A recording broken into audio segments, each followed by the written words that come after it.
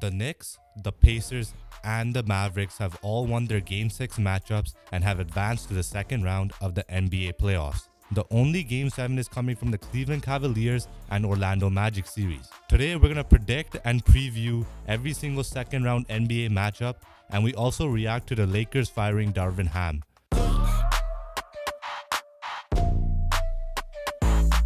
Two more NBA series have ended. We have a Game 7 also coming up. And the second round has technically already begun because when we're recording this, by the time this comes out, the Nuggets series have already started. Before we get into all that, we'll just talk about what has happened in the two series that completed, preview the Game 7 afterwards. So let's talk about the biggest one of them all, the Clippers losing to the Mavericks 4-2. Our underdog team ended up beating one of our contenders team in that video we dropped. But yeah, officially 4-2. Kawhi Leonard did not play these last two games as well. Let's get right into it. Yo, we might be good at this. Our contenders video looking pretty good on the underdog side so far. But we got the Mavericks absolutely dominating the Clippers in the last two games. James Harden again choking when it matters most, which is rough because now they have some decisions to make. Obviously, Kawhi Leonard not playing was a factor. When he did play, he did not look healthy at all. We know that for sure. But quick touch bases on Game 4. Clippers were up by 30. Mavericks cut it to 2. I think they even took the lead by 2. And then eventually Paul George hit and James Harden, closed out the game properly.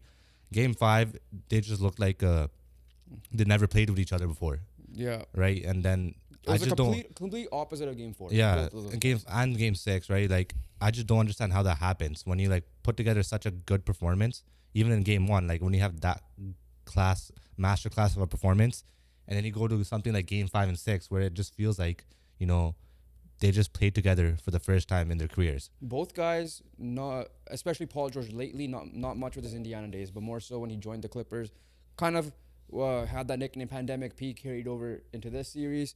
James Harden, we know, sometimes it's unfair during this Houston series, but now when you have all this help, you can't, even with Philly, you had those two great games, but then the closeout games, you did not perform well at all. 7 points is inexcusable for him. 4 for 13, Paul George in Game 5, inexcusable for him. No one hit 20 points. The highest was Zubac, tied with Paul George, but the difference is Paul George shot 4 for 13, right?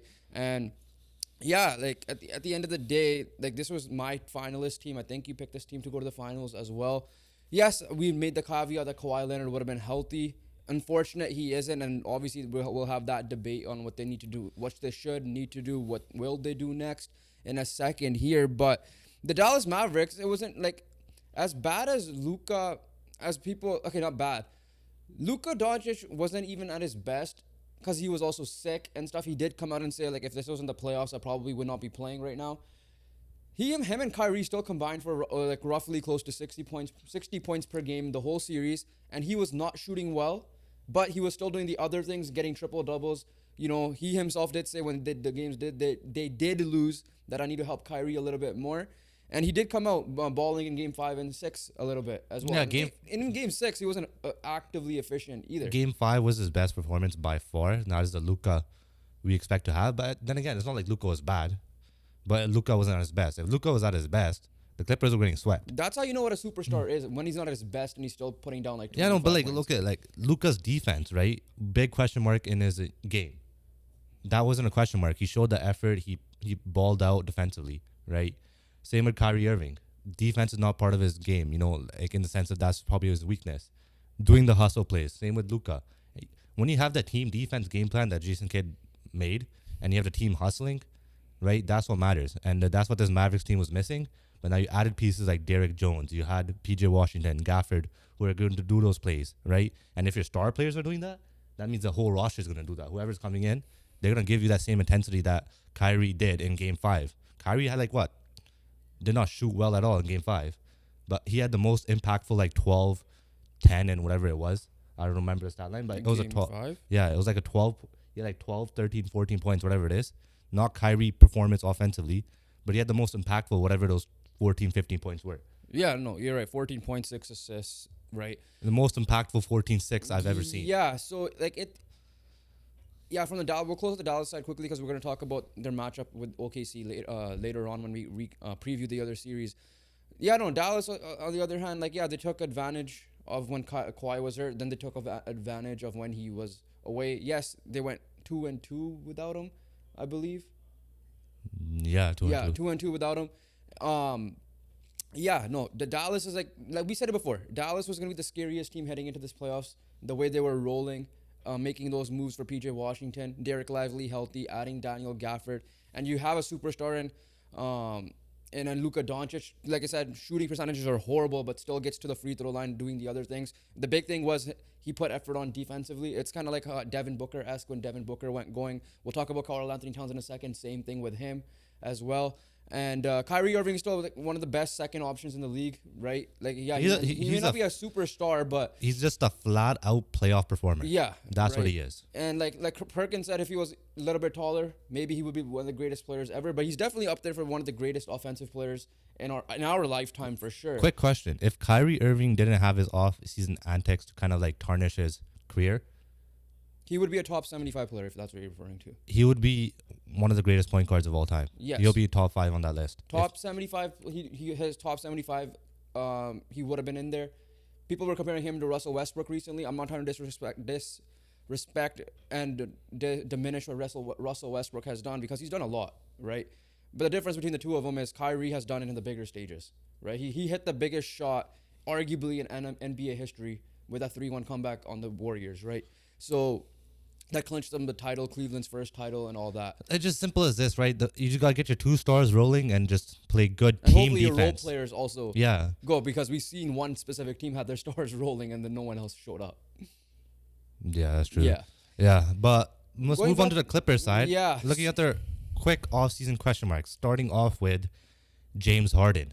Should they bring him back? Here's the thing, right? This team is Or actually, no, I'll phrase it better. Should the Clippers just run it back? Simple as that. Yeah, so that's a better question. I think they already extended Kawhi Leonard. They are in a weird spot. Like with the Suns, we said they just need to run it back because otherwise they have to trade Booker or Kevin Durant away. No one's gonna get Beal, right? So they kind of have no choice. They might go a new coach route. We don't know. The Lakers, similar. Ask they have are they gonna bring back LeBron? No, it looks like it is. What's gonna happen with the role players, right? In this case, your second and third best players, your second and third options. I'm not including Russell Westbrook. Reportedly, he was not happy coming off the bench. That's a different story. He's probably going to be gone. But those two guys, Kawhi Leonard has only played around 50%, 60% of his games as a Clipper, right? And I understand the case of him being out. Or is he just resting? Clearly not. He would have been playing right now if it wasn't. He knows he's smart because like at the end of the day, he's done what he needs to do in his career. His knee swelling was still bad apparently in the playoffs. It's unfortunate. Like I said, I agree with the people that have the take of like, NBA players, man, like they have all this money and don't even play what they're playing through. If I was making $30 million, it's easy to say that, but I get the perspective of it. Question is, Paul George has not signed yet. T. Lue is looking like to get an extension. A lot of that is because the rumors of the Lakers and we'll talk about it after as well with the firing of Darvin Ham.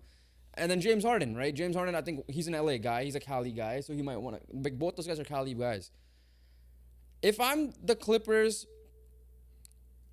it's tough. Okay, I'm going to ask you this. The main reason why they can't get it done is because of the injuries, especially to Kawhi Leonard. He's the only guy on that team that has proven it from start to end of playoffs, essentially, both with early San Antonio and then obviously your Raptors championship, that he could get it done. So how do you pay Paul George and James Harden knowing it doesn't matter if you pay them or not if Kawhi Leonard is not going to be healthy? I think the Clippers run it back. I'm on the boat of running it back.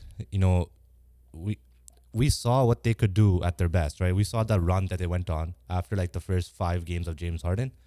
That incredible run that they went on after that trade, right? We saw Harden fit into a glove and he did what we told him to do, expected him to do, right? Facilitate the offense. Don't take away from Kawhi and PG shots because they are the two guys on the team.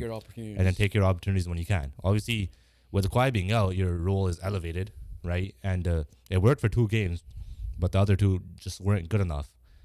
I would just find a way to pay them and run it back because I don't think you could blow it up. That's all I'm going to say. Yeah, because who's going to be available, right? Right, Like, you there's can't. rumors of Jimmy Butler. I don't think he fits if you're gonna bring back Paul George. Who knows? We don't know what they want, especially Paul George. We don't know what he It depends, wants. right? Like if Paul George does leave, Jimmy Butler is a good replacement in that sense. But if you're telling me Jimmy Butler, Paul George, and Kawhi Leonard, that's not gonna work because they're all three the same player, Yeah. right? It has. I think this three can do it, but they have to be healthy. Obviously, the main person is Kawhi Leonard. I think. I think you can't afford anything else just to to run it back. They have a deep bench. They have one of the best depths in the NBA. Yeah. Right? In my opinion, he got subbed for a finalist in Norman Powell as the sixth man of the year. Russell Westbrook might not come back. He might just go to a team and just to get his value up by being a starter somewhere in one of the like bad teams. T. Lue, like I said, is reportedly coming back, so it's not even like you're replacing a new coach. I don't even think he's the issue. So like, it all comes down to injury. The question is, how much does Steve Ballmer, Lawrence Frank, these guys want to pay potential injured stars, right? Like James Harden has recently had history since the Brooklyn fiasco, and then Paul George has also been up and down with injuries the last couple of years as well, and we already know Kawhi Leonard. It all comes to how much of that is the case. It's obviously the question is dollar amount, right? Like how much is Ballmer willing to play? Well, we already know Ballmer wants to go all in, right? Keep in the, mind the reason why he's going all in because Kawhi Leonard's already extended. Keep in mind, they're also moving to a new stadium, right? So they can't really blow it up, like new arena. Exactly. Stadium. So like Ballmer's already all in because you extended Kawhi. Yeah. So what the hell's the difference here, right? PG's been the healthier guy. Obviously, you're gonna bring back PG. You're gonna try to bring back PG. James Harden is what you traded for, right? It worked. We saw it work, and we know it can work if all three are on the court and if all three are healthy with the depth that they have with Norman Powell, Mann, Zubac, and Plumlee. Their big rotation is pretty good already. This team needs to run it back. They have no other choice, right? If you trade one of them or lose one of them, I don't know. They need all three. That's all I'm gonna say. That's Paul George is the biggest. Like I think James Harden's back. I'm gonna just say that. yeah. Paul George is the interesting one because Philly's after him, and I feel like he's a good. He'll fit like a glove there, perfect right? fit, yeah. He's a way better Tobias Harris, right? And then the Pacers fans want to reunite with him again. It's a good spot for him if he wants to contend. It's obviously Clippers and Sixers, but like the Pacers, depending on what they do in their series coming up against the Knicks, that's a good spot because I'm assuming he'll bring back Pascal Siakam. You have him, and then you have Tyrese Halliburton running the show there, Miles Turner and all them, right? So it's definitely gonna be. And then OKC is like just a low key shout. I don't think he'll end up going there. Just because why not? No, just because like depending on what they do, Just in because their they can, series, bro. Like yeah. OKC can. If they want to, they Yeah, can do it. and then it's a good spot for him to lead and like veteran presence, and he's still a quality But player. yeah, no, I agree with you. Paul George is probably the biggest question mark. James Harden should be back, but the Clippers have no other choice. They can't really go rebuilding route because they already have Kawhi extended, right? And George and Harden are free agents. They can't trade them. So what the hell's the point? You're gonna get no value. So you have to run it back. You have no other choice. Last question before we move on is if this duo at the minimum, and we'll add James Harden if he comes back as a trio, does not win a championship, is this the biggest failure in recent memory? Would you put Brooklyn ahead still? Would you put this Phoenix Suns team if they don't do anything? We have the Lakers with Russell Westbrook. All right, for me, it's the Phoenix Suns. It still is? That was just a pathetic performance, right? Clippers at the end they can use injuries as an excuse, right? The whole Phoenix Suns experiment is just a complete failure to this point. It's a F on a freaking science experiment or lab report, whatever it is. Full blown failure. Roster construction terrible. Your stars did not show up, right? Everyone is to blame. So for that reason, I am going. I can't find an excuse for the Suns. That's my reasoning for them being my number one failure. About this year. I'm saying like as a 10-year. Like let's just say. Well, we only have 1 year. Let's just say. We only had 1 year. But my point is, let's just say the Suns. I'm saying project a little bit. Let's just say the Suns do not win the next couple of years. Exactly. It's still a failure. I think it's still this team. No, it's not. I still think it's the Clippers. Bro, there's no excuse for the Phoenix Suns. No, but the reason why is like you know that these guys are going to be injured and you're still paying them, and I get the risk for that. It's just like all the shit talk that happened when they first came in. You got to go back to 2019 offseason to 2020, the bubble year essentially. 3-1 comeback. The Nuggets did on them, right? You have this Paul George, Kawhi Leonard versus Anthony Davis and LeBron James. People want to say the Lakers are a failure. They at least want a chip, right? For me, it's like, and then now you add James Harden on top of that. Brooklyn is still up there, but that had a lot of off-court issues with it.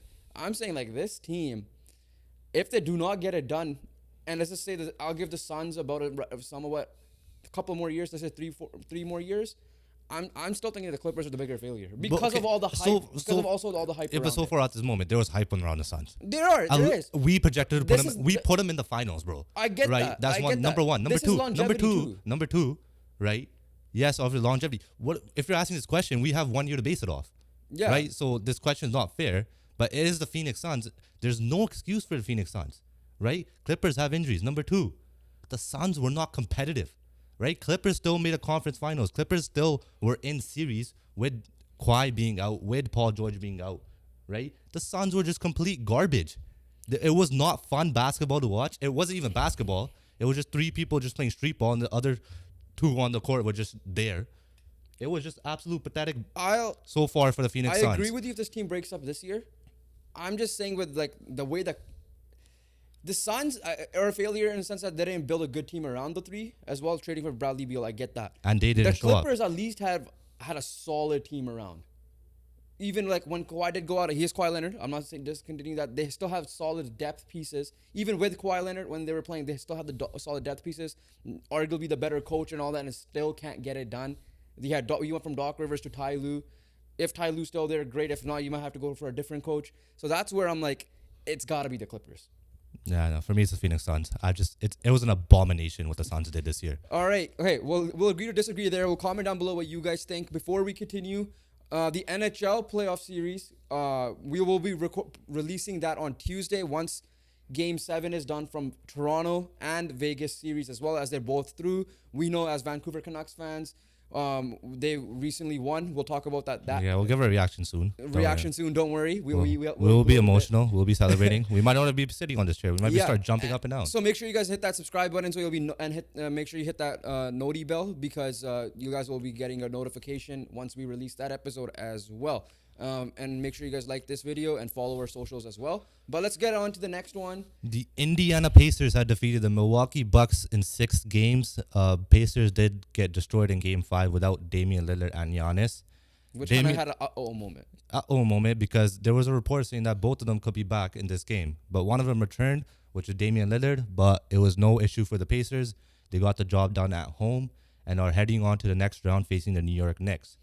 Quick comment on this series for the Pacers side, just because we're going to talk about them a little bit more. Yeah, they took advantage of the injuries. You know, it took them a little bit of time. You know, Halliburton grew into the series as it went along. You know, Siakam was the main piece at the beginning of the series, but then didn't need to be as much after because, you know, Halliburton came along, Miles Turner came along. TJ McConnell had a freaking incredible performance in Game 6. I always say Tyus Jones. He's another guy that needs to be a point guard that could just help facilitate and be smart with it. You know, Obi Toppin did his thing. All these guys, Neesmith, Nembhard, they all just grew as the series went along. Pascal held the fort in the beginning, just to wait for these guys to come along. They came along. They played like a team. And yeah, games 3 and 4 were incredible. Game 6, again, another incredible one. Game 5 was a blip, but they took advantage of the injuries and well done to the Pacers. So, yeah, that's all I have to say for that for round 1. Yeah, because I agree with that. We'll talk about them in a second here. But with the Bucks, the reason why I didn't put this question with the disappointment side of things is because this one's legit. Like, Giannis got hurt right before the season ended. And then Lillard got another Achilles injury right during the playoffs. And he still played well. Like, he came back in Game 6. He wasn't terrible. Like, he was pretty good. It wasn't Game 1 and 2, Lillard. But he was still pretty good. So it's unfortunate with this one's. I would say it's a little bit unfortunate. Yes, this is where Phoenix. I agree with that Phoenix part because this team was legit injured. I don't know if Doc Rivers is signed or if it was just that half-year contract. So that's something I gotta look at. What this team needs to do, just come back healthy, right? Like Chris Middleton played like 2021. Chris Middleton did when they won the championship, right? Brook Lopez was fine as well. This team needs a little bit more depth. I understand that. But, like, again, when Giannis is not there, I just feel like this – I personally believe they would have won the series in 6 at the minimum. People are saying that this could have been an upset even with Giannis, just the way the regular season went. But we all know the regular season is not the playoffs. And credit to Doc, right? Like, what he did in Game 5 was incredible. It was a masterclass. Like, right? It was a masterclass. It was a masterclass performance by Doc and the team in Game 5. It was a great performance by Doc and the team in Game 1. So, like, the wins were like, you know, Doc did his job. So, a simple question. Should they run it back? The answer is yes. It's it's not that the Clippers. There's no question marks. Giannis is coming back. Lillard is coming back. Yeah, those Right. the rumors about Lillard might requesting a trade and stuff. He kind of shut that down in the Middleton's postseason. gonna be And I back. don't think Milwaukee's trading him. Their starting line is back. I like what Beverly did for them in the Yeah. playoffs. Right. I thought Beverly was very He might be active. suspended for like. Yeah, no, for doing don't know. stupid stuff that he Yeah. does. But like overall, like if you're looking at the game wise, Beverly was active and did his job. Obviously, yeah, you should add a little bit more 3-point shooting, right? Or maybe a more consistent Malik Beasley type of thing. And I think he's in a 1 year, so we have to see. yeah, we'll see what happens there. But Doc, it just run it back. Doc's just cursed, man. Like, Yeah. this, like, I understand where like people want to say it was Doc Rivers, and we've seen the kind of the bad side of things when he kind of blowing multiple leads and all that. This time he had Giannis and Dame hurt, and I agree with him. He's like, okay, well, take away two players, like take Jokic and Murray away. Are they gonna be good? No, right? So like Dame and Giannis, you were injured. You had Kawhi and PG injured as well, and I think the year after the bubble. I don't know if he got fired in the bubble or after, but the year after. yeah. And then you got his Clippers days. CP3 and Blake Griffin was hurt. Embiid was hurt. Right? So this guy's just cursed. He's in that cursed. sense. He's been unlucky, but he's also been bad. Yeah, but But like, this one I can't blame him it's at all. unlucky. Yeah, this he's one also was just he's been full-blown heavily unlucky. unlucky as well. Like, I can't even disagree with you Because what you're saying. like, what we saw in Game 5, we're like, okay, that's what we need, right? And you did that without Damian Lillard, and you did that without Giannis Antetokounmpo, and you put together that masterclass of a defensive performance. Shutting down every single person on the Pacers that has the ability to go off, which was almost everyone on the roster. So you just incredible game plan there, and yeah, Doc shows some life. I'll say that much. So I think he deserves a chance, and I think just running back, they have the ability to do running back because everyone's essentially locked up, I believe, right? Or the main pieces are locked up, and yeah, we'll see. We'll see a better Bucks team next year. Maybe just hire a better medical staff or something, and you should be set. How much? Okay, speaking of the medical stuff, how much is it? Do you think because of that new rule of 65 games need to be played? A lot of these players, because a lot of these injuries happen later on. Like if you think about it, Kawhi was playing for the most part. Giannis played for the most part. AD and LeBron played for the most part as well. How much do you think that took a factor in this? Where they pushed themselves to play to like Embiid got out early, but then he was also playing hard early as well. So like, yeah.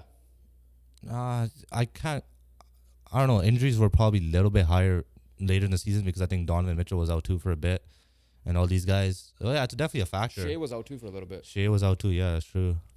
Yeah, it's definitely a factor, but I don't know. It just, if people in the 2000s were able to do it, right? No, I agree with that. With less medical And stuff, technology. less technology, less lesser facilities as well. Like you have freaking nap rooms and all these stuff in your Yeah. facilities now. So I I don't find it as an excuse. If Kobe's playing 82 games, right, in 2000s with lesser facility, with a lesser medical, with lesser technology, I think it shouldn't be an issue. I think it's also because this is what I heard a lot, right? And this is probably a different topic.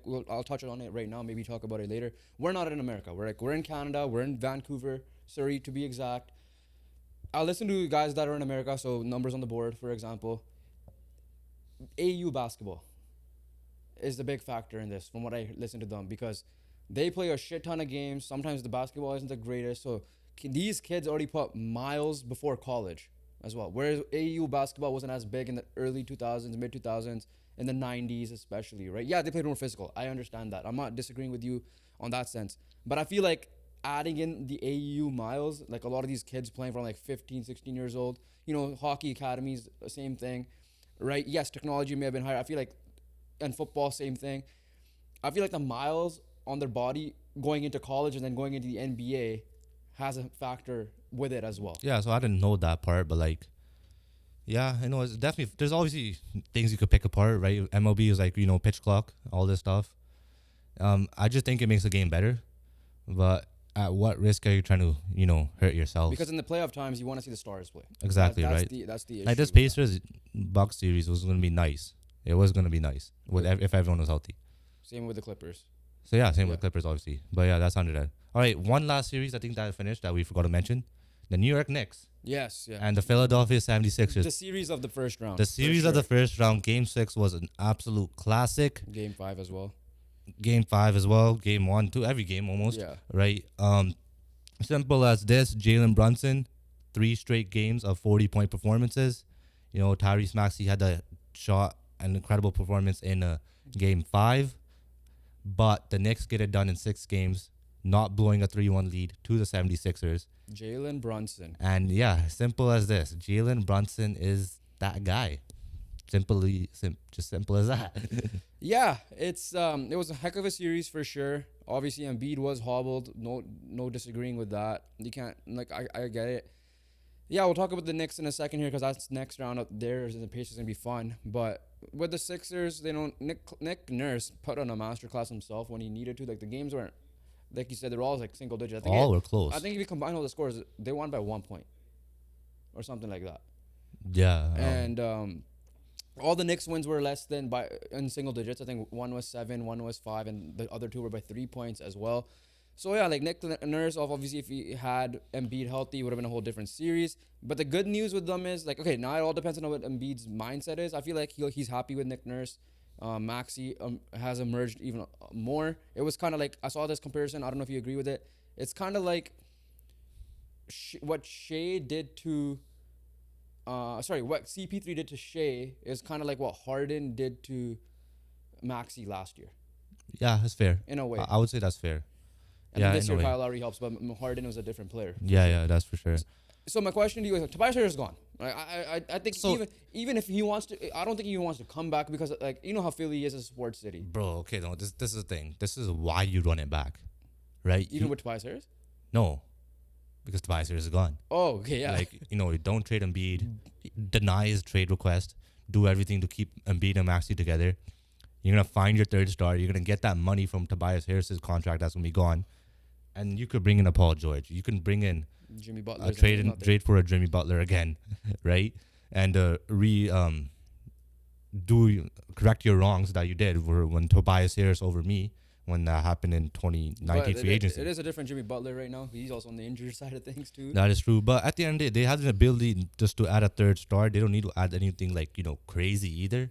They could with Tobias Harris contract being that fat, they could add 2, solid players as well. They don't have to be like one, stud essentially, right? It could be maybe like a DeMar and someone type of thing. Yeah, you could try that out. I feel like they need to try to get like a two-way guy if they can. Yeah, that's true. Paul George, Jimmy Butler make a lot of sense. But like if you're doing the Paul George, Jimmy Butler route, that's just like, one player's gonna eat. Bring back Kyle Lowry for the leadership aspect of it. Yeah. And yeah, like, hey, Pascal Siakam's available too. Maybe go after him if you really need to, right? Like, he's more of a front court guy, but he's still versatile in my opinion. Or OG, but I think those guys are gonna end up re-signing. That's just me. But I'm saying guys like even if you bring OG in, I think like you could bring an OG and a someone or trade for Mikal Bridges, right? Yeah, like it doesn't have to be Paul George, but if Paul George is there, great, right? Like that's what you need. Now the question is, Joel Embiid does get hurt in the playoffs. Hopefully he isn't. That's the case, but Paul George and Joel Embiid in the playoffs might not be a good recipe if that's the case. You get where I'm going with the performance. That is true, yeah. But no, I don't know. So what is the best option? Just add that star or add in like 2 solid players, like an OG and someone? I would take 2 solid players. So if Mikal Bridges is available, that's a team that right they're wrong. They're the ones who traded away Mikal Bridges at draft night. Yeah, right? That's true. And like I think OG resigns, but I'm saying like I would prefer like 1 or 2 guys like that for sure.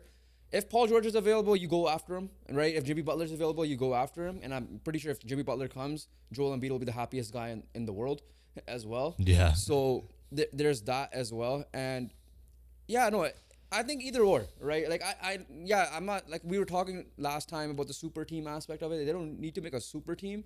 But I feel like that's the team that adds a guy. Like we were talking about the Lakers with Donovan Mitchell. They don't need to add a Donovan Mitchell because they have Tyrese Maxey. So if they're going to add a guy, it has to be Paul George. It has to be Jimmy Butler. However, the combo you're saying, Klay Thompson, with the OG or with the trading for Mikal Bridges is perfect for them as well. That team will kind of remind me of that when JJ Redick was on the team that ended up losing on the Kawhi buzzer beater. Yeah, as well, right? That'll be the closest. So like I think like either or, I'm fine with it. But you gotta do something though. That's the thing. You can't stay put. Exactly. Otherwise, Embiid's gone by next year. I know Oubre was good. Don't get me wrong. Bring him back. Bring him back too. Right. Like Oubre was good. Buddy Hield stepped up in the last game. Hield the number as well. So you kind of have shooters. The thing is this, right? Like you can't stay put. Right. You kind of have a formula there. If you could just add 1 or 2 pieces or that one guy, you're set. But the one essentially. guy has to be not a Trae Young, not like Oh, yeah, DeJounte like, Murray, sure, but even then, I don't think No, he's that a one guy has to be a wing, right? Yeah. There has to be a full blown defensive wing. guy, especially. And If he can be. it has defensive capabilities. It Yeah. doesn't have to be like full blown like Lou Dort defensive style, but someone who can get the job done defensively. Because at the end of the day, Maxey and Embiid have to carry Maxey the load. he shows that he could play in the playoffs. Exactly. That's Yeah, he's shown that. So yeah, so Sixers have an easy offseason output, right? Same with the Bucks. It's- Easy on paper. Let's see if they yeah, execute. yeah. Let's see if they execute though. Yeah, in that sense. All right, let's get into Game 7. Yeah, Game 7. So by the time this comes out, Game 7 is probably already going on or completed. So just a heads up, this is being recorded Saturday afternoon, right before the Nuggets game. Let's just say that. So yeah, we're not going to say too much because we didn't really watch the series. Yeah, But- the fact that this went to 7, I'm not surprised. But at the games same- 5 and 6 have been close. Yeah, The first 4 games have all been like blowouts. But I'm not going on the basis of basketball. I'm going on the basis of the trend right here, oh, the home court. the home court. So for that reason, I'm just gonna go with Cavs. Just because they're coming back to their home court. Each team defended their home court well, and I think the Cavs will get it done. They're more experienced. Yes, I know the Magic have been incredible. They can't slow them down. They are, I think, without Jared Allen, I believe as well. And Donovan Mitchell is a little bit horrible too. He left Game 6 for a bit. They still came back and dropped 50. But I think Donovan Mitchell will get the job done. Yeah. We've seen him get the job done against the Rockets before when on those Utah series that went to like 6 and 7. So The problem with this, I'm just going with Donovan Mitchell. the problem with Game 6 was your backcourt did well. Yeah. 71 points combined. Evan Mobley only had 3 points. Strus 10. Marcus Morris 2. Like those guys, one of those guys has got to step up, right? Like Jared Allen's is out. Like Jared Allen was playing well. At the He was playing well too, yeah. Right, Paolo Banchero ended up getting 27. Suggs got 22. Franz Wagner got 26. No shit, you lost. Even though one guy dropped 50. Right, so you need another person who's emerged in Game 7 because even Game 5 was close. Right, it was very 104, close. 103. Yeah. And in that game, Paolo went off. In that game, the rest of them. So it was the reverse. Paolo got 39, but Suggs got 13, and Wagner only got 14. Right. So yes, so I don't know how much of this is like a role players play better at home type of thing, and I've heard that saying by Kendrick Perkins, by Derek, from Numbers on the Board as well. So that could be a factor. So I agree with you. I think the Cavs will take this in 7. I think this is very big for them because if not, until the draft, we're gonna hear Donovan Mitchell trade rumors, whether to the Spurs, Lakers, Heat, wherever, Knicks. But yeah, But the issue is that whoever wins this is facing a rested, Yeah. dominant Celtics team. yeah. That's the issue Key there. to this is Banchero versus Mitchell, and then which role players will step up. Yeah. So we both went Cavs there. But let's start moving on to our round 2 matchups. Let's start with the game that's on right now. We'll move back to the West.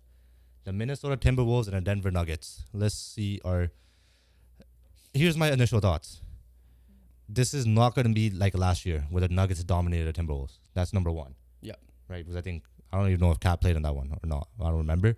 But the Timberwolves are way better. The Nuggets are still the Nuggets. The question mark is, are we going to get the Nuggets from last year or are we going to get the Nuggets from the Lakers series? Right? Because the Nuggets from the Lakers series is very beatable. The Nuggets from last year are not. They're just flat out are not beatable. Right? Number 2, Timberwolves do match up well. Right? If you got Jaden McDaniels' length on Michael Porter Jr., he Or shouldn't Jamal. he shouldn't pop off against how we did. I'm saying Michael Porter Jr. for this reason because when Reeves guarded Porter and our Lakers guards guarded Porter, he was able to shoot over you guys. That's why he was really good. Edwards is getting Jamal. We already know that. It's just simple It's as actually that. alternating. Yeah, it's alternating, but I know when it comes down to it, Edwards is gonna demand Jamal. Right? Yeah. That's just who he is. But to start off the games and stuff, it's gonna be like alternating between him, McDaniels, and Caldwell. Yeah, they have matchups. They can match up against them. Yeah. And then obviously you said this that you should, even though he's not the greatest defender, but Cat should start off on Jokic. Yeah, so the reason why I said that is because Jokic is their point guard, their quarterback, and he's going to be in the perimeter. Yes, if Rudy Gobert is on him, he will just bully him down low. Listen, he's a superstar. No one's going to stop him. Anthony Davis couldn't stop him. Like, he gave him trouble. Gobert will give him trouble, right? He'll be the upcoming defensive player of the year favorite, most likely will win it, right? And the thing with Jokic is, like, if he's on the perimeter, I think it's better for it to be Cat because Gobert will be on Aaron Gordon. Aaron Gordon's not a good three-point shooter, so he could just help off of him. And then if he does the bully ball tactic, he's there in the paint. and then obviously Chris Finch and the defensive coaching staff will have to figure out the defensive rotations and all that, how that will work. Yeah, shout out to Chris Finch. He's Ruptured patella tendon, Yeah. but he's sitting at the game one still. yeah. And hopefully he gets well soon. So He's not doing the coaching responsibilities, but he still have his. yeah. He will still have his say. Everything still goes through him. But yeah, simple as this. I think the matchups are pretty even on the Timberwolves do match up well against Listen, the Nuggets. Reason being, Jaden McDaniels did not break his arm punching a wall this year. that too, and they are the best, or if not one of the best defensive teams in the league. I think outside of the Lakers, who were not one of the better ones, it's just because Anthony Davis. These guys will match up well. I think I want to say Thunder, but then I don't think anyone's gonna give Jokic a hard time there like AD and Gobert can. And until they get to if they get to the finals, it'll be the Celtics, right? For me, it's first of all, this is a Timberwolves' first playoff series win, so the second round matchup since the conference. They made the conference finals in 2004, which was Kevin Garnett, right? After with this one, the key will come down to how the Nuggets guard Anthony Edwards for the Timberwolves side of things, because listen, he's an emerging superstar. I'm not him and Shea are emerging superstars. I'll declare them superstars probably next year, right? Like I have the criteria tough more than most people do.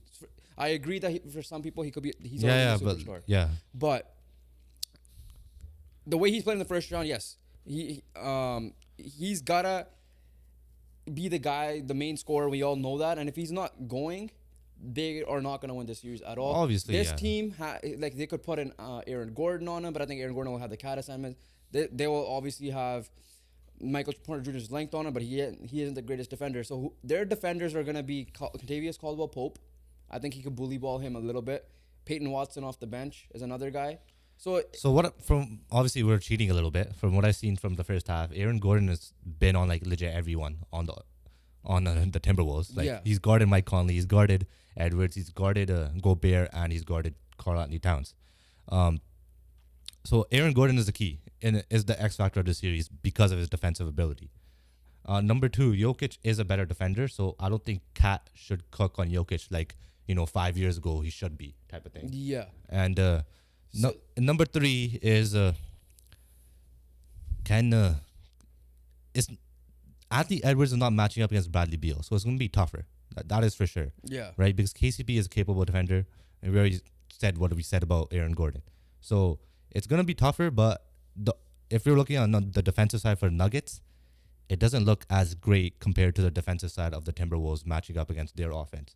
But overall, when you have the best player in the series, you're just that dominant. Listen. And it's going to be tight. It's going to be close in that sense, but X factor for me is Aaron Gordon. That's all I'm going to say. It's going to be... Last year, what the Nuggets did was they kind of warmed up each series. So now they've warmed up the Lakers one. We'll see what Jamal Murray does. Because here's the thing. The Timberwolves have the pieces to guard Jamal Murray.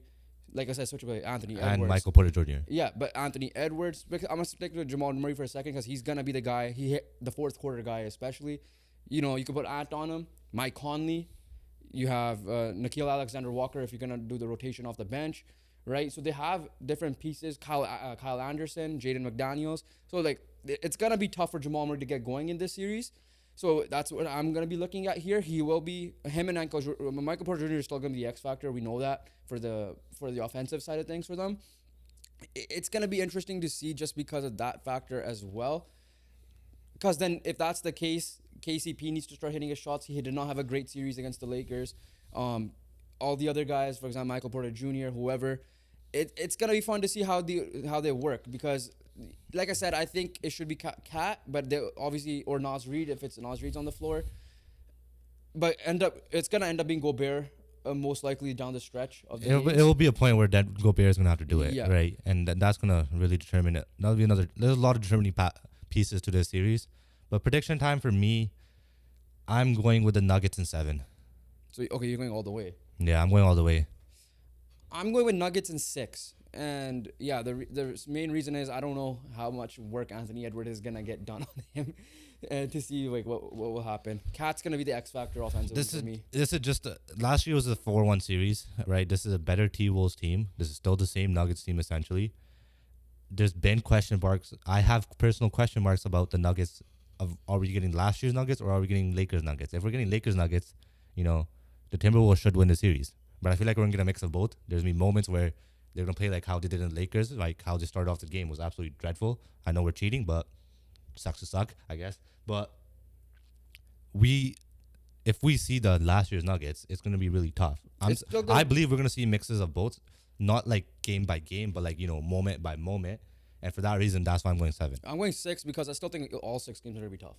Oh yeah, that's the best way I could put it. Let's move on to another series that is already determined, which is the New York Knicks.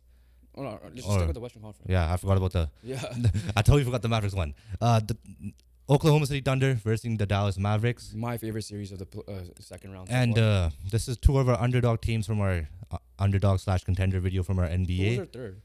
It was the Knicks. So, all three made it through, yeah. Okay. And so it just starts off like this. The Thunder are rested. And their defense is absolutely incredible. From 1 to 5, right? From Shea to Chet. Then you have shutdown players like Lou Dort, Cason Wallace off the bench. J-Dub could do his role. So here is the thing. Are we going to get a more efficient Luka? That's my biggest question marks for the Mavericks so far. And can Lou Dort, his assignment's going to be tough. Because in his career, he's going to be on Luka Doncic. That would be the toughest player he's going to have to guard in the playoff series. And we've seen Lou Dort slow down a lot of good talent. James Harden especially. James Harden in the bubble. In his rookie year. And then Brandon Ingram last series / CJ McCollum, whoever he was on. And Lou Dort's defensive mindset or defensive play is not like, you're going to shoot 4 for 12. His defensive mindset is... You're not shooting. You're not shooting, right? You're going to shoot 5 of 6 if you're the star player. And when you're a star player, you got to get like 17, 18 shots. Maybe 20. Yeah. If you're Luka. The funny thing of this is both Lou Dort and Shea kind of had a little head start in a meaningful game against Luka Doncic. And that was when Canada played Slovenia in the World Cup, right? Lou Dort might be in foul trouble just because Luka will get his foul calls. The superstar calls will happen. So that's going to be the issue there, right? But again, like you said, you could take him off of it. You could put Cason Wallace on him, right? You could put J-Dub on him. The thing is that Shea could go on him for stretches. Shea could go on Kyrie. I feel like Shea's going to start off on Kyrie in that sense. This is a tough series to judge. I think it's a 7-gamer for sure, right? Because like at the end of the day, what the Thunder did in the regular season cannot be diminished at all. But this Mavericks team, I think Luka's going to be better. Kyrie, we already know what he's going to do. The question for them is, can anyone else step up outside of those two? Because, like I said, they got like half their points in the Clippers series as well. And then they did it against, at the end of the day, Paul George is a very good defender. Kawhi Leonard, when he played, is a very good defender. Norm Powell is a capable defender, right? Whenever he's on the court. Zubac is there at the rim. Whoever else is going to be there. This series is... Like, and we're getting the potential Shea versus Luka thing, again, which is going to be very, very fun to watch and see them go at it as well, which is why this is my favorite series. Probably out of all the 4 series that are going to happen. We'll do a ranking after just to see what I think of yours. But for me, it's just I have to take the experience of what and the mojo this Mavericks team is on, right? Shea obviously has to get going. Shea kind of struggled in the last series a little bit. He wasn't like Luka. He wasn't efficient. He wasn't efficient, but he still did his job. But J-Dub stepped up big time. Chet for certain games stepped up big time. Yeah, Chet was pretty inconsistent too, but defensively, at the end of the day, the Thunder offensively were very inconsistent in that series. Yeah. But like I said in a couple of pods ago, their defense is what is going to win the series. It's not their offense. Their difference between this Mavericks team and the Pelicans team is this team has Luka. I'm sorry, Brandon Ingram, you ain't Luka. And then on top of that, you got Kyrie. Yeah, like I said before, to open up this part, Lou Dort's going to guard his toughest matchup, whether it be Kyrie Irving or Luka Doncic. Yeah. And he's going to have that assignment of, shutting them dumb down. And he's going to take pride in that because he did it with James Harden. He's did it with Brandon Ingram. But now you're just, the levels, this is boss level, right? Luka's S tier. Yeah. This is different gravy. That's what I'm gonna say. Sorry, I just had a reaction on the TV. That's why. Oh wait, what's that? Okay, yeah. The Leafs, Matthews and Samsonov is playing. All right, those of you guys wondering, we have a TV in the background because Game 7 is about to begin while we're recording this. So that's why. Samsonov starting. That's why. Is- Wait, we'll save that reaction for then. Okay. That's why I made that face when you were looking at me. I don't even know that. But But Wall has to be injured. There's no chance. okay, so going back to the series again, just to close it off here, X factor for the Thunder is gonna be Chet Holmgren for me because I think J Dub has been so consistent as a second option for them. Chet Holmgren on the defensive side of things is gonna be consistent. He's gonna be on obviously Derek Lively or Daniel Gafford, so he has to rebound Daniel Gafford, especially to prevent any second chance efforts. On the Mavericks side, the X factor is just someone else other than Luka. For me, it's Derek Jones Jr. Right? Defensively, I Because guess he's probably gonna get the Shea assignment. He's gonna get the best player in that game. I guess for me, the X factor is a guy just who could, like Tim Hardaway Jr. or someone that could just provide. Yeah, Tim Hardaway Or Jr. PJ barely Washington, plays. probably most likely. I'll go with PJ Washington more. But it's just someone who could provide the third option for them because it's gonna be tough, right? Like again, it's still. I don't think this is. It's gonna be a similar test for Luka, in my opinion. Some might say it might be even better because they're an inexperienced team. So that's the only downfall for the Thunder, and it helped. What helped the Thunder was they got an easier matchup They got a little bit warmed up. right? They knew what the playoffs are like. You know, some teams could even like teams like this could, because the Pelicans have been there before. They could have easily made this a long series like we thought it was gonna happen. Yes, Zion wasn't there, but even without him, we thought that was gonna be the case. It did not. So yeah, my prediction though. Let's just get right to it. Do you have anything else? Or Prediction my time. prediction. It's a 7-gamer, and I'm gonna go Dallas, just because I just think that Luka's on. This Mavericks team is gonna be on a mission. They're the hotter team as well, and the experience will help them in this side. Dallas Mavericks in 6. I just feel like they're gonna use their experience, right? They got rid of their kryptonite in the Los Angeles Clippers, and there's nothing really. This is their best chance. This is their best opportunity, right? When they made the conference finals, the Warriors were stopping them, right? This year, they can beat the Nuggets, right? The Nuggets don't look as unstoppable like they did last year. We'll see what Same happens with the Timberwolves, series. right? You got an inexperienced Thunder team, so this is the best chance for the Mavericks. The best chance for Luka Doncic, and for that reason, I'm gonna go with the Mavericks. And yeah, they beat their kryptonite, right? Now is where it really begins. They already did their tough start's already done, right? Whereas the Thunder, the rest might be rust type of thing, and they're inexperienced, so that's why I believe in that a little bit more. The rest versus rust, and for that reason, I'm going with the Mavericks. It's just because they're feeling the high right now, right? Beating that team that kept on eliminating you in the first round. All right, let's move on. Let's go to the Eastern Conference. Again, all 3 out of the 4 series are going to be so entertaining. It's hard to rank them for sure. Yeah, but this Pacers Knicks, did you know there's actually a slight underrated storyline in this? It is that Jalen Brunson is actually going against his old coach and Rick Carlisle, the coach that benched him in the Game 7 against the Clippers or whatever it was, and he did not get going. So people are saying that Jalen Brunson wants to show him up for sure. Oh yeah, So that's for it's sure. an underrated storyline. I'm not saying that's Jalen Yeah. Brunson was is keeping himself awake. Jalen Brunson got benched. I think this was when he did a year before that. I don't know, because Oh, I think Jason Kidd still coached him the 1 year.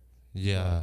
The year he went off. Unrelated storyline, but this is a different Jalen Brunson. We already seen that.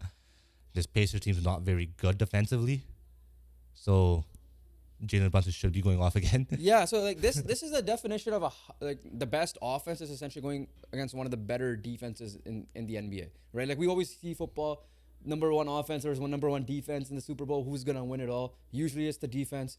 I'm leading the same way here because the Knicks also have offensive firepower with Jalen Brunson leading the way, and then he's gonna command so much attention. OG Anunoby is a very good 3-point shooter. Josh Hart has been hitting his shots. Dante DiVincenzo has been hitting his shots.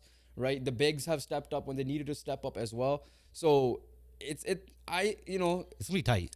It's still gonna be tight. a tight series for sure. It's still Mavericks Thunder-esque for me in a sense. But the difference is this Pacer team is like the Thunder first time getting through this way. Tyrese Haliburton is getting warmed up. The key to this one's gonna be Pascal Siakam, because OG Anunoby is gonna be the guy on him, Probably. and they know each other well. So They do know each other and well. we know how Tom Thibodeau is a smart defensive coach. Yeah. So here's the thing with this Knicks and Pacers series. The Pacers have the depth, right? Yeah. Their depth shows up, right? We saw TJ McConnell, Obi Toppin, all these guys show up, right? That's number one. Number two, can Aaron Nesmith be a Lou Dort? Because we know Aaron Nesmith is the best individual defender on the perimeter on that team. That's why he especially. starts. Yeah, that's why he starts. So we already know he's getting the Jalen Brunson one-on-one assignment at the beginning. So we'll see with that. I think that will be a tougher matchup than what Jalen Brunson faced in the individual matchups, 1v1 matchups. Obviously, knowing Nick Nurse, he's going to double team and get it off the hands of Jalen Brunson. But one-on-one, I don't think Oubre or Tobias Harris or Kyle Lowry / Batum. I saw Batum on. Yeah. For, they were giving him different looks every time. Yeah. I think Neesmith's a better defender than all those guys. So it's going to be a tough one-on-one matchup in that sense. And offensively for the Pacers, obviously, just keep doing what you're doing, right? Play with that pace, right? Try to force that turnovers. You should have a good interior defense, right? I don't think you should get beat in the post, in my opinion, with Siakam and Turner. Yeah, no, I agree with that 100%. Yeah, it's just a tough one to grade or assess just because of one team is so highly offensive, fast-paced team, but that does not work. The game slows down in the playoffs. Everybody knows that in any sport, essentially. And then the other side, the other team is so good defensively. You have a defensive-minded coach. You got the defensive players everywhere. Yes, the depth is going to be a thing, but Tom Thibodeau has trained these guys to play 48 minutes a game. So it's not even like, oh, yeah, that's the thing. And we've seen the Pacers kind of like shut out a bit. Game 1 was one, and then Game 5, like you said, like what Doc Rivers and that defensive game plan on them was. And Tom Thibodeau, I have more faith in him. And then the way this next team is rolling, right? So it's going to be tough. The X factor for the Pacers, is it Tyrese Halliburton in terms of points scoring? Because I trust what Miles Turner is going to do. For me, it's like this is for both teams, right? If I'm looking at this perspective, what is going to be the better matchup, right? Is it going to be is Nesmith on Brunson going to be the story? Or is like Josh Hart on Halliburton going to be the story, right? Who's going to slow down the other team's point guard better? Because we know that Halliburton and Brunson could score and facilitate, right? And they need to do both, right? So if, Brunson just, facilitating, not scoring, the Knicks are definitely not winning. Yeah. But on the same side, I think the Pacers could get away with Halliburton not scoring and just facilitating. I think the Pacers could get away with that. I don't think the Knicks can get away with that. Yeah, it's a weird one that way. Like if I'm going for the offensive side of things, it's gonna be Miles Turner most likely. Can he continue with the form he was in the last year? Because he killed it. Like he was hitting like some threes were contested, right? Apart from Game 6, yeah. Like some threes were contested. Like can he keep hitting those shots? Pascal Siakam needs to be a lot more consistent in this, and we know he's gonna get dominated with OG Anunoby, Mitchell Robinson waiting there, Isaiah Hartenstein waiting there. You got obviously Josh Hart. That could play off of him as well. Josh Hart is gonna probably out rebound even some of the Pacers. The way he out rebounds the hustle rebounds he gets. Yeah, that's a big key in the Sixers series, the offensive rebounding. Yeah, right. That's what gave the Knicks many opportunities, just on offense, just to get more points, and it obviously was a big factor of that series. But if going on prediction time, it's tough, very very tough. I will go with the Knicks in 6. I was thinking that too. Yeah, I think that's the best bet because the Knicks are just, that good defensively. I think as a team as well, not just like individual. Like as a team, they are that solid. Knicks in 6 because they have the way better defense and they have offensive firepower with Jalen Brunson who will help get open shots. The other factor is the Knicks were there last year. The Knicks maybe not the year before, but the year before that when they first kind of emerged into the scene. But I think Knicks in 6 because of the experience as well, along with that defense. Yeah, so the last one, we're just gonna say it very quickly. Doesn't even matter. Boston sweep. I think they're gonna learn and not to play with their food. So if we're gonna quickly just rank up all 4 matchups, obviously that's number 4. That's 4. And then number 1, I would agree with you. I think you already said this. It is Thunder and Mavericks. I would agree with that. For me, number 2 would be 2 and 3. Honestly, could switch for me. Honestly, yeah. But at the moment, I am gonna go with the Nuggets and Timberwolves. Just gotta feel like that's more of a heavyweight matchup. compared to the Knicks and Pacers. Yeah, I agree with that. I was slightly leaning towards Knicks Pacers just to see what it's gonna look like. Because those guys both feel like upstarts for me, whereas the Timberwolves and the Nuggets, there's a revenge factor. You know, both teams are better, or both teams. Well, the Nuggets, hence they're still the Nuggets, Yeah. and Timberwolves are better, and I just feel like that's more of a heavyweight matchup. Yeah, no, I'll flip the 2 and 3 just because, like I said, the Knicks and Pacers. I just want to see how the matchup is gonna go, and then how is the high-paced offensive power gonna be. All right, let's move on to some off-court news. Our last NBA topic. Darvin Ham has been fired by the Los Angeles Lakers. And not only Darvin Ham, the whole entire coaching staff has been released. And now you guys are on the clock to look for a head coach this offseason. And the options have definitely dwindled down from last year to this year, because last year there was a Monty Williams, there was a Nick Nurse, there was a Ime Udoka. Right now, the best guy this year might be Mike Budenholzer, or Terry Stotts, and rumors of JJ Redick as well. Yeah, so obviously we touched on in last episode that the last NBA episode that he's probably gonna get let go. He ended up getting let go, which is weird because he was in the conference finals. He won the in-season tournament, the first ever, and he got matched up. The reason why he was out this series was he was matched up against the best team in NBA, probably in many people's eyes, right? And the reigning champs. So I get why people are saying, why are the Lakers firing him? Listen, league-wide, we saw Bucks fire Adrian Griffin in the middle of the year as well. So it's not even just a Laker problem, it's a sports problem, right? Like results over everything. Here's what I'm going to say. So I guess I'll go on a little bit of a tangent / rant or whatever people want to see it as. Obviously, I'm a Laker fan. So I've watched, I will say, 90% of the games from top to bottom. People are going to say he was a scapegoat. I don't think he was a scapegoat in this sense, because watching the games, they were not fun, right? Yes, we ended up making the play-in, ultimately the playoffs, but they were not fun. The adjustments weren't there. You could see the players being frustrated with him. Anthony Davis coming out with a comment saying, like, we don't know what we're doing at the end of the games. That obviously led to a rebuttal by Darvin Ham in the middle of the Nuggets series. So the problem is, like, I think he was the problem this year. He deserved to be fired. That being said, I think everybody wanted Darvin Ham to come in, have a different look, right? And Darvin Ham was the best guy available at the time as the assistant coach route people take. But then, obviously, over time, we've seen that not everyone's going to be a Ime Udoka or whoever else that could lead a already established team. Mazzulla's doing it. Yeah. Mazzulla's doing a good job there, too. Yeah, like, or T. Lue when he was the Cavs. Like, no one... It's tough, right? Like, Dag not had the time to develop with the Thunder, right? So I still think he deserves a shot, maybe, whether that be, the Hornets. I think that's an opening right now, or whatever the case may be. So it was not a fun year. Like I said, the adjustments were terrible. There was no motivating factors out of it, and all that stuff. So, like, I wish him well. There's nothing, he needed to go. The problem I have is, as happy as I am that he is fired, he is the fourth coach in 7 years, right?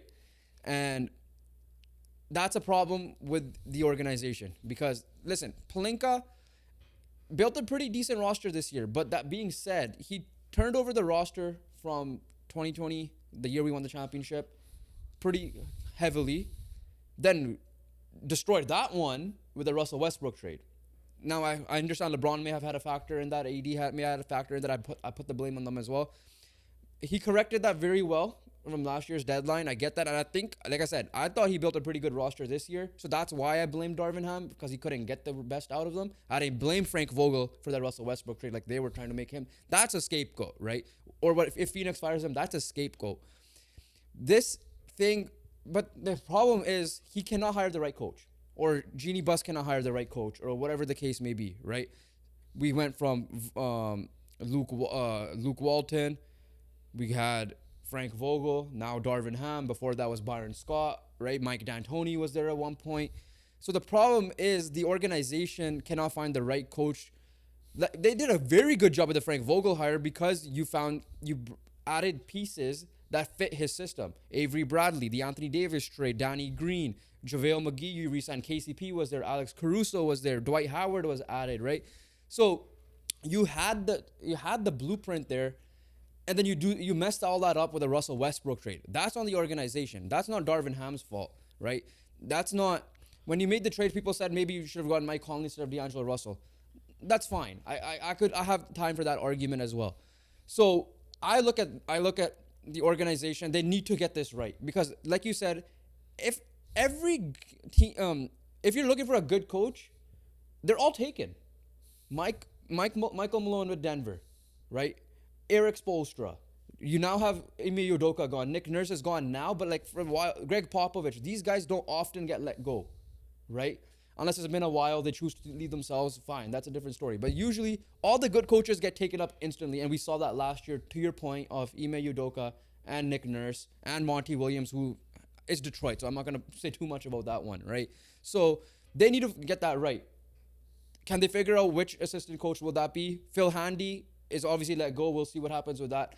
The reason why I disagree with the JJ Redick or Rajon Rondo thing is, look what happened with Steve Nash being a first-time head coach with no coaching experience in the NBA with the Brooklyn Nets. That team was championship aspirations team, and everybody loved the hire because it was the players wanted, but then the problem was he did not have head coaching experience. That's where the JJ Redick go to the Charlotte Hornets. I'll have no issue with that.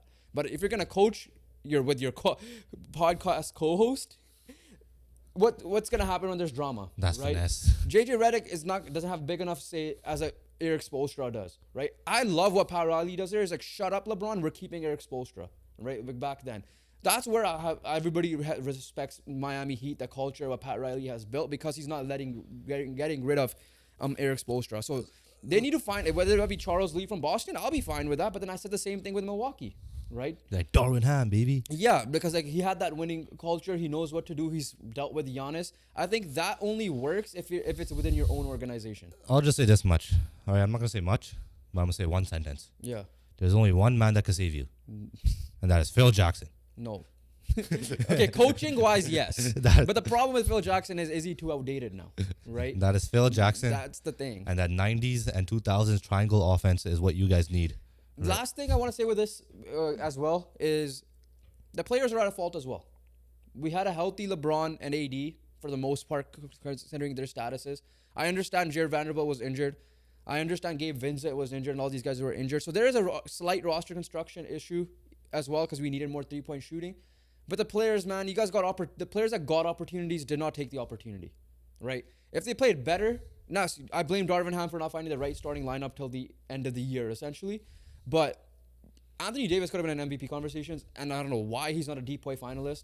He should have been a DPOY finalist, and he probably could have won it this year if they were just a better team. So this isn't like everybody saying that, oh yes, Darvin Ham is gone, the Lakers are back. No, don't celebrate too early.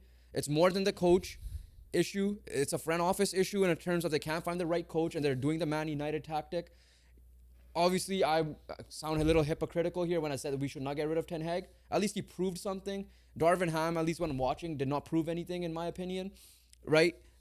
And it sucks to get fired when you're playing against the best team and, oh, you can't stop Jokic. That's just a bad case. I get Darvin Ham's argument there because no one's going to stop Jokic, right? So, yeah, ultimately my thoughts are just to close it out here. Yes, he deserved to be fired, but the Lakers need to find a way to construct this roster slightly better, even though Planka did a pretty good job, but he did make the mistake of the Russell Westbrook trade and just find the right coach and keep him for 4 years, maybe. Not fire him every 2 years. This is the stuff like when in high school where like I could write an English essay about this. Not about some random book I've never read about. Exactly. And don't want to read about. And if it doesn't have a movie, I'll probably mess up the paper. Yeah. But yeah, so yeah, I'm not gonna say anything. I didn't watch the Lakers. They suck. But okay, I'm gonna ask you this question though.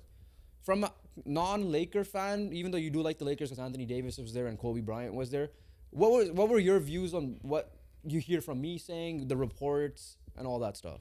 Like, do you agree with what I said? Do you have a different opinion on what I said? No, I think it's more of a Darvin Ham issue.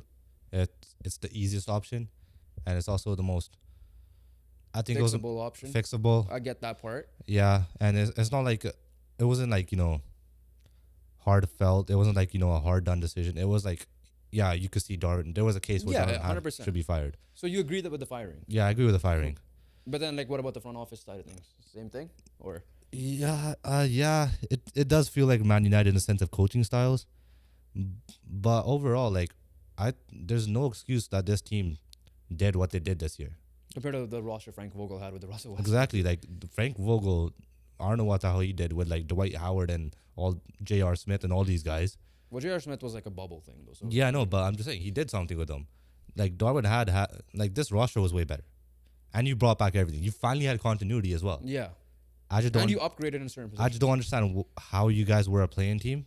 I don't understand why you guys, you guys did this to yourself, right? And that's everything. Everyone to blame. I blame the roster construction the least, in my opinion, For this year specifically. for this past Yeah, 2 years. no, I agree with you. I blame the head office more so on the why can't they hire the right coach? Yeah, That's because the thing. it's inexcusable that you guys are facing the Nuggets in the first round. Like there's, I don't feel sorry for you.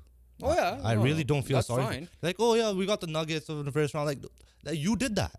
And we could have won that series. You did that to yourselves. Yeah. Right. It's simple Yeah. as that. I don't disagree. And yeah, so I enjoy making fun of you and my cousins because you guys, absolutely shot the bed.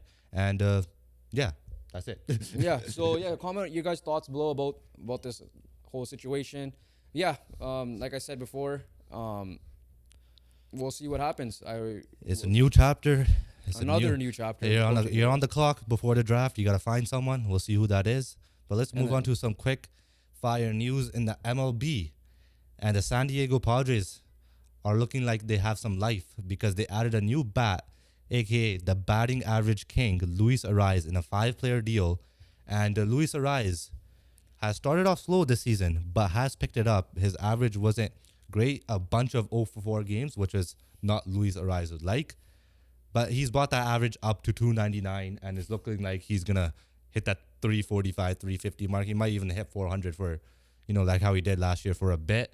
But the Padres add a new leadoff hitter, which is what I think they were lacking this year because Xander Bogaerts was really struggling in that spot. And funny story with this was one of the minor league players that got traded was playing in his minor league game. I think he got a hit or whatever, and it was on second base, and then pulled him out. And it was obviously not a situation late enough in a game where there's like a pinch runner thing. I don't even think he was like that type of guy that needed a pinch runner for. So everybody was confused, and then obviously he ended up being the trade. So he hand shook everybody and just left. yeah, So it was a funny moment. Obviously, I get why, because it's like you don't want to risk any injury. So that's like, why get you him pull off right now. Yeah, you have to. Like people are like, oh, let them finish the game. No, like you let them. In that sense, I would let him just finish the inning in that case. But yeah, Luis Arraez definitely is going to add to this lineup. They already have the pitching staff, the starting pitching. Obviously, their bullpen could use a little bit more work. We don't know Michael King's role. He could be back and forth, but I think right now he's used as a starter. But Cease is looking good. Joe Musgrove needs to be a little bit better. Obviously, Darvish has been, Darvish age is kind of getting to him, but he's not the same Darvish, but he still gets a job done. And then, Michael King is Michael King. So pitching-wise, no issues. Bullpen-wise, obviously, you could use a little bit of work, but Padres could go on a run because now you got Luis Arraez, then Fernando Tatis, you got Manny Machado, you got Jake Cronenworth, and you got Xander Bogaerts, right? Last year was just Soto, Machado, and the 4, right? This year you have 5. Obviously Cronenworth, and Ha-Seong Kim as a good defensive player. So how's their infield gonna be now? So it's gonna Because be they already moved Tatis to the outfield. so it's gonna be Cronenworth at first. It's gonna be Bogaerts at second, and Ha-Seong Kim at shortstop. Before last year was switched; those two were. Yeah. It was Bogaerts at short, but because of Bogaerts' age, they're moving him to second base. Third base is gonna be between I think Machado And him then. and then probably Arraez. Even though Arraez is a second base, I don't know if he can play third base. Or it could be if it's a situation, if it's Machado's in the field, Machado's at third, that's their lineup, right? And then Arraez is DH. I want to see what he's If- okay. He if- played. He just got a double, by the way. Yeah. So lead off on. Yeah, no, but let me finish quickly. If Arraez is on the field, I think it's going to be Ha-Seong Kim at third, Bogaerts at short, and Luis Arraez at second. So he is right now DH. Yeah, so that means So Machado's. first game is DH. If Machado's playing, then Machado's at third, Yeah. right? So then it's what I said. I think if Arraez is on the field, I think everyone moves over. Kim goes. So yeah, right now you're spot on. Yeah. But I think Arraez will end up being on the field. So let's. There's going to be a mix, right? It's him and Machado that are most likely going to be DH and on the field. Or even like he might just swap with Bogarts too. So who knows? Yeah, that's true. But it depends. But I think the most the ones that's going to switch a lot. I wish Score did the thing where you know how like when you play. I don't know if Arraez could play third base. I genuinely don't know. That's the thing. I want to see like the score do a thing where they have like secondary position options. I Like wish, how they right? do in like FIFA and all that stuff. Yeah. But yeah, I don't know if Arraez could play third base. If he can't, then I think the option is Kim at third, Bogarts at short, Arraez at second. But if Arraez could play third, then yeah, you want Kim as shortstop because Kim's that good of a defender. Yeah. Or fielder in this case, or whatever. Yeah, it's fun. It's gonna be interesting to see. Like I said, they're No, only they- they're half a game very early, very early, but they're half a game out of a wild card right now. So they're not even like they're in pace. They're on pace. They're on pace to but be at like least a playoff team. you got that leadoff guy. Yeah. Which I think Bogarts was struggling on that role, right? I think Bogarts is a better 2, or a 4. 4. I think Machado will be 4. I don't know. They could just experiment. And all I know is Okay, so if you want to know what the batting order right now what is the batting order right now? let me pull it up again. It has to be Arraez leadoff. It cannot be not Arraez leadoff. It is It better not be Bogarts. Arraez, Tatis, Yeah. Cronenworth, Machado, Yeah, Machado's a cleanup. Profar, Bogarts, Yeah, so he's been that bad. Merrill, Campusano, and then Kim. Yeah, I think that's best. Obviously, when Bogarts gets it going, he could move up for Profar. But Machado's been there. Tatis has always been there too. Machado's always been their cleanup. So Cronenworth, that's why Cronenworth's 3. Yeah. But yeah, that makes sense. Yeah, it's gonna be fun to see. But you know what's dangerous? That if Arraez is on his 345, 400 pace, which he's on right now in his recent stretch, I think he's on a 6-7 game hit streak as well. You got Tatis behind you. Machado. Like in the first inning, Arraez gets a single, and Tatis is on with a man on and you could just do that damage in the first inning. That's why it's such like this. Arraez is so good, right? Just to have on the squad. Yeah. Just like I'm surprised he's been traded so many times, but obviously Twins, I understand you got Pablo Lopez, and Pablo Lopez has been a stud. Yeah. And obviously Marlins suck right now. They're like 9-30 or something. And they're still paying him, so Yeah. there's a contract. No, that's a thing great there. ad for the Padres. I But love yeah. it. It fits perfectly. Bogarts was supposed to be your leadoff, but he's not filling that role right now. And you just got the best leadoff hitter in the game. The problem is they gotta figure out the Bogarts thing because they paid him too. So we'll see how that goes. Yeah. But yeah, that's pretty much it from us. Make sure you guys comment down below what your thoughts are on these upcoming playoffs, what they have been so far. We are dropping YouTube polls, so make sure you guys vote for the Game 7s, for example, for NHL, NBA, the playoff series that have started or are about to start that are scheduled, and all the upcoming ones as well. We will be dropping the NHL one and recording that, or we'll be out on Tuesday once Game 7 is done. So we'll be recording that Monday and then dropping that on Tuesday for you guys. So until then, we'll just hold our reactions as much as we're pretty happy still from Why yesterday. the hell is Samson not starting? But Actually, good as a Leafs hater. But yeah, no, so make sure you guys like, comment, and subscribe. Hit that noti bell as well for any notifications when new videos or YouTube shorts drop for you guys. Follow the socials link down below. And then if you're listening on any audio platform you guys listen on, rate it, review it, and download it as well. And follow Twitter for any updates. And we'll catch you guys on the next one. Peace.